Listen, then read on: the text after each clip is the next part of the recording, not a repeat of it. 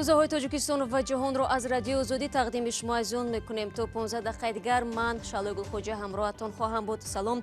نخست مرور خواهیم داشت به موضوع برنامه امروز 7 ینور. در مراسم دفن قاسم سلیمانی 30 نفر زیر پا مانده کشته شد. جایگزین فرمانده حسین سلامی در حضور هزارها نفر شعار مرگ به اسرائیل را به زبان آورد. وزارت کارهای داخلی خبرها درباره بازداشت 10 نفر را برای همکاری با سازمان منع شده به اساس می‌خواند، اما نزدیکان دستگیر شده ها حرفی دیگر میگویند.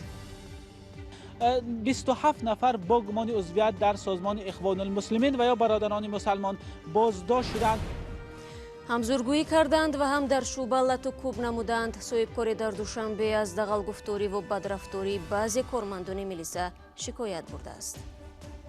گرفتن دل بردنمو در دل زدنمو که کربوتمو ما باید سری باید زوری کرده باشیم. اما شروع میکنیم از روسیه. در ولایت مسکو کمیته تفتیشاتی روسیه به تحقیق سبب‌های سر زدن سوختار شدید پرداختند. سوختار صبح امروز و در اقامتگاه موقتی مهاجران به عمل آمد. از زیر خاکستر و ویرانه‌های بینایی سوخته جسدها بیرون آورده شدند. در این حادثه کمش 8 نفر به هلاکت رسیده، یک کس زخمی شده است. به باور مقامات همه قربانی‌ها شهروندان تاجیکستان میباشند. در سوختار در ولایت مسکو 8 نفر به هلاکت رسیدند. مقامات روسیه گفتند احتمال همه آنها شهروندان تاجیکستان هستند. سوختار صبح امروز در اقامتگاه موقتی در ناحیه رامینسک سر زده است. سفارت تاجیکستان در مسکو میگوید که درستی اطلاع درباره قربانی ها را میسنجد. سبب سوختار رسیش ناقل های برق گفته شده است. همزمان کاربران رادیو آزادی با فرستادن یک ویدیو گفتند که دیروز شبانه در مرکز مسکو خوابگاه 18 مهاجر تاجیک به کام آتش رفت. خوشبختانه در این سوختار کسی آسیب ندیده است، زیرا در این وقت در کار بودند، اما آتش تمام حجت و لباس و لوازمات روزگاری آنها را نابود کرده است. همچنین به گفته مهاجران بیش از 100,000 روبل روسی آنها که بنابر مشکلات در انتقال پول به وطن فرستادن نتوانستند سوخته است. طبق اطلاع سفارت تاجیکستان در مسکو، چند تن از کارمندان کنسولگری و نمایندگی اداره مهاجرت تاجیکستان برای تحقیق این حادثه به ناحیه رامینسکی ولایت مسکو سفر کردند و ما منتظر نتیجه این تحقیق هستیم. تفصیلات بیشتر این حادثه را شما میتوانید در سامانه آزادی زیر نشانی www.azadi.org پیدا کنید. امروز مراسم دفن گنرال نیرومند ایرانی قاسم سلیمانی در زادگاهش کمرانشاه به نقشه گرفته شده است. در حالی که جسد فرمانده توسط کوچه ها به مکان دفن انتقال می‌یافت، 10 نفر در زیر پا مانده به هلاکت رسیدند. برای یوسفی با تفصیلات بیشتر. فرمانده سپاه پاسداران انقلاب اسلامی ایران تهدید کرده است که در جواب به کشتار گنرال ایرانی مکان‌های تحت پشتیبانی ایالات متحده آمریکا را به کام آتش خواهد کشید. 7 ینور در مراسم ویدو با گنرال قاسم سلیمانی در شهر کرمان ایران، گنرال حسین سلامی با 10,000 اشتراکچی مراسم ویدو مراجعت کرد و حاضرین این پیام را با شعارهای مرگ بر اسرائیل استقبال نمودند. زاده شهر کرمان قاسم سلیمانی 62 ساله فرماندهی نیروی قدس ایران را بر عهده داشته عملیات پنهانی و نظامی جمهوری اسلامی در خارج را سروری میکرد. او 3 ینور در کنار فرودگاه بغداد بر اثر حمله هوایی کشته شد. تلویزیون دولتی ایران میگوید در مراسم ویدو کمش 30 نفر زیر پا مانده به هلاکت رسیدند. واشنگتن سلیمانی را مسئول کشتار سربازان آمریکایی در عراق میشمارد و تاکید میکند که او قبل از هلاکتش در پی تحریزی حمله های نو بود. در این بین پارلمانت ایران سندی را به تصویب رسانده فرماندهی نظامی ایالات متحده آمریکا و آنهایی را که به منفعت‌های آنها عمل میکنند تروریست عنوان داد. جای یادآوری است که همین گونه در ماه اپریل سال گذشته پرزیدنت دونالد ترامپ سپاه پاسداران انقلاب اسلامی را سازمان تروریستی اعلام کرده بود. بینندگان ارجمند، تا این لحظه درباره سوختار در ناحیه رامینسکی ولایت مسکو و مراسم ویدو با گنرال ایرانی قاسم سلیمانی گزارش دادیم که در نتیجه حمله هوایی در کنار فرودگاه بغداد کشته شد. بعد یک آگاهی گزارش داریم درباره بازداشت‌ها به گمان عضویت در سازمان اخوان المسلمین.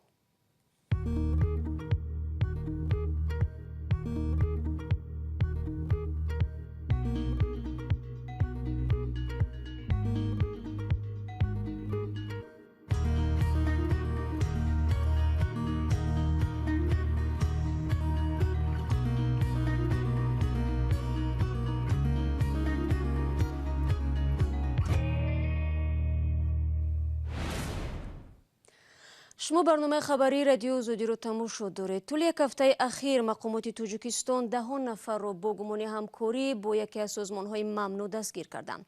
بازداشت‌ها تقریبا در اکثریت مناطق کشور صورت گرفتند و طبق اطلاع رسیده در میان آنها افرادی شناخته نیز هستند. پیوندان بازداشت شده‌ها میگویند با گذشت چند روز امکان دیدار با نزدیکانشان را ندارند. مولا رجب یوسفی به تحقیق همین موضوع مشغول بود. مقامات درباره تعداد افراد بازداشت شده و هم اتهام اعلان شده نسبت آنها رسما هیچ اطلاعی نمیدهند. آن اطلاعی که ما حالا در دست داریم اساساً در تکیه به منبع‌های ما در مقامات قدرتی و صحبت با نزدیکان بازداشت شده ها می باشد. طبق اطلاعی که ما از منابع معتمد خود دسترس کردیم 27 نفر با گمان عضویت در سازمان اخوان المسلمین و یا برادران مسلمان بازداشت شدند. با گفته منابع ما این بازداشت ها بعد از 1 ژانویه امسال رخ داده است. برخی رسانه‌های دیگر تعداد بازداشت شدگان را از این بیشتر گفتند. یکی از همصحبتان ما گفت تعداد از این افراد در شهر دوشنبه، ولایت‌های سوخت، ختلان و شهر وحدت بازداشت شدند. نزدیکان برخی بازداشت شده ها در صحبت با رادیو آزادی گفتند مقامات بعد از بازداشت نزدیکان آنها به منزلشان آمده، منزل‌های آنها را کافت و کاب کردند و چند کتاب دینی را که پیدا کردند با خود بردند. از جمله یک همصحبت ما از ولایت ختلان گفت حتی عاقل ها را هم جستجو کردند و هر کتاب دینی را که پیدا کرده بودند با خود مقامات بردند. طبق اطلاع دریافت کرده ما در میان افراد بازداشت شده روحانیان، استادان دانشگاه ها و دانشجویان نیز هستند. از جمله یکی از بازداشت شده ها اسماعیل قهاروف، یکی از افراد نزدیک به خانواده تورجانزاده ها روحانیان معروف در کشور هستند. فرد دیگری بازداشت شده فردوس رحیمزاده می باشد که تا این زمان رئیس اداره اموال شهر اصفهان و پیش از این یک مدت اجرا کننده وظیفه رئیس دستگاه شهر اصفهان بود. همچنین طبق اطلاع دریافت کرده ما چند استادان دانشگاه ها و دانشجوی یکی از کالج های شهر دوشنبه نیز در میان بازداشت شده ها هستند. اما مقامات تا حال اسم افراد بازداشت شده را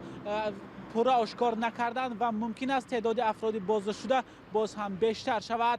در میان بازداشت شده ها عبدالله مکمل و یا عبدالله عاقل زاده نیز هست که قبلا با صحبت های دینیش در شبکه‌های اجتماعی معروف بود. همصحبتان رادیوی آزادی دایر به بازداشت ها جزئیات ندادند و گفتند که تفتیش پرونده در مرحله ابتدایی است و ارتباط گمانبران با سازمان ممنوع اخوان المسلمین تفتیش می شود. به قبل مصاحبان ما که نخواستند نامشان برده شود ممکن است تعداد بازداشت شدگان بیافزاید. سازمان اخوان المسلمین از سال 2016 در تاجیکستان ممنوع و بر روی خط سازمان‌های افراطی وارد کرده شده است. قبلا چند امام خطیب از ولایت سوخت با گمان عضویت در این سازمان ممنوع به زندان محکوم شده بودند. مولا رجب یوسفی، افسانه اکابر شاه، آزادی، دوشنبه. مولا رجب یوسفی گزارش میداد. ضمناً نصرتالله محمدزاده سخنگوی نوی وزارت کارهای داخلی تاجیکستان با رادیو آزادی گفت خبرها درباره بازداشت این افراد از سوی نهاد مذکور بی‌اساس است. در عین زمان محمدزاده افزود او دقیق گفتن نمیتواند بازداشت‌ها از سوی کدام نهاد قدرتی صورت گرفته است، زیرا در تفتیشات این چیز وجود ندارد. ولی باید گفت که چنین پاسخ سخنگو قضیه را روشن نمی‌کند. برنامه خبری را ادامه میدیم. داستانی نویه شومنصور نسبت کارمند پلیس پرونده جنایتی باز کرده است. سید ربانی دولتوف به برآمدن از حد وکالت‌های خدمتی متهم می شود. از بالای این نماینده حفظ حقوق و باز یک پلیسی دیگر صاحبکاری در دوشنبه به مقامات انتظامی شکایت برده است. شهلوی عبدالله و علیشیر ظریفی در این باره بیشتر می دونند. این صاحبکار تاجیک ادعا دارد که بعضی از کارمندان میلیسای ناحیه رودکی 2 به کار آنها دخالت می کنند. خورشید سیدов یک نقطه شستشوی ماشین ها و آشخانه را در کنار دوشنبه در اختیار داشته اصرار می ورزد که 2 افسر میلیسا به دغل گفتاری و نپرداختن حق خدمت رسانی ها راه می دهند. اومده گفتم ماشین من رایگان بشه، من کارمند حفظ حقوق مسئول کارکنی میلیسایم و جانیبه که امروز که در کار نیست هوا سرد بود و میگه که من حقوق ندارم، من ماشین نمیشم بسوم، ما جا مثال نرخنامه داریم، ما باید دیره و میگه من داشتم قبول میکنم، میگه من کارمند شعبه کارهای داخلی رودکی دی ماشین مرا میشوین. خورشید سیدов تاکید کرد که اخیراً یک کارمند میلیسای این ناحیه 3 کارمندش را لطوکوب کرده است. تشخیص سودی را پیشنهاد میکنیم که اما تشخیص مثال رودکیان 3 نفر ده 3 تا کارمند همین نقطه شستشوی ماشین ده. ҳамза аз зумраи кормандони нуқтаи шустушӯи мошинҳои мутааллиқ ба соҳибкор хуршед саидов аст ки аз лотукуб шуданаш аз ҷониби корманди милиса изҳори нигаронӣ намуд. Параи румина ҷамза зада буду да челис. Ба гирифтана дел бурданму да дел заданму ки как будто мо ба сари вай зурӣ карда бошем. дар суҳбат бо радиоозодӣ масъулони шӯъбаи вазорати корҳои дохилии рӯдакиду ба радиоозодӣ гуфтанд ба иддаои соҳибкор мувофиқ нестанд. як масъули ин ниҳод гуфт аз шикоят хабар дорад ва қазия таҳқиқ мешавад. даврон имомов яке аз ду корманди милиса иддаои соҳибкорро беасос хонд. дар додистонии ноҳияи шоҳмансур гуфтанд бар асоси шикояти соҳибкор нисбати саид рабонӣ давлатов корманди пулиси рӯдакӣ барои баромадан аз ҳадди ваколатҳои хизматӣ парвандаи ҷиноӣ боз шуда тафтишот идома дорад. дар доираи коршиносон масъалаи дахолат ба кори соҳибкорон пайваста мавриди гуфтугӯ қарор мегирад, аммо кам ҳолатҳое ҳаст ки соҳибкорон нисбати мақомдорон ба расонаҳо шикоят баранд.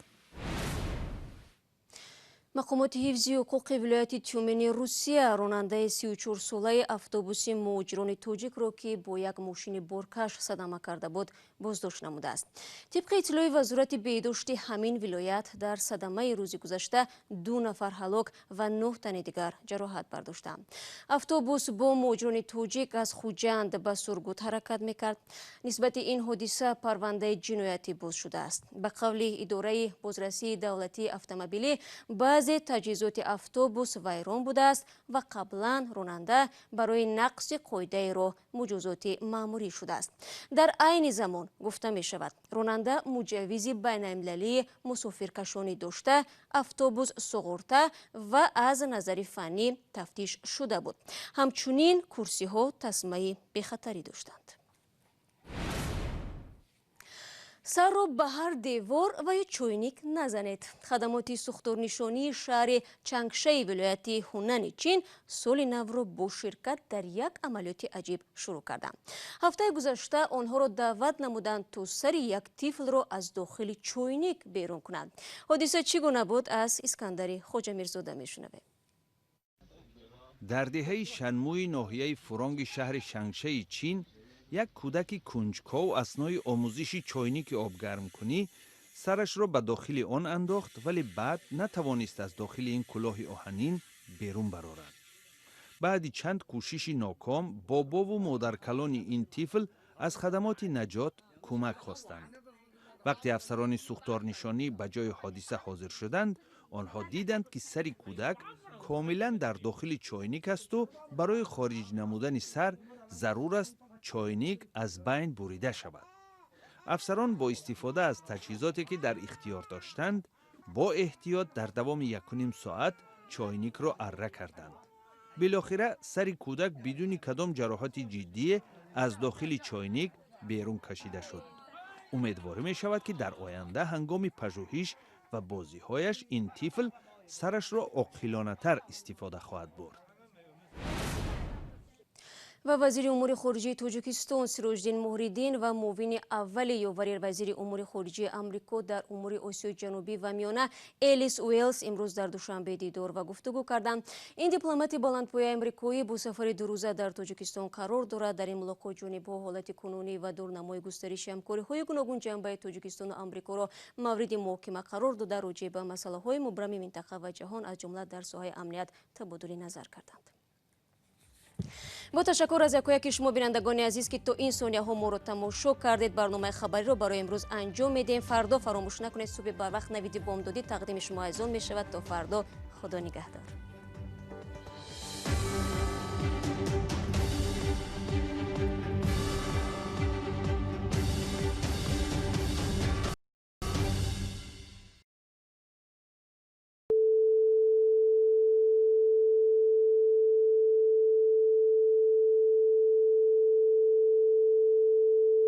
This is Radio Free Europe, Radio Liberty, Praha.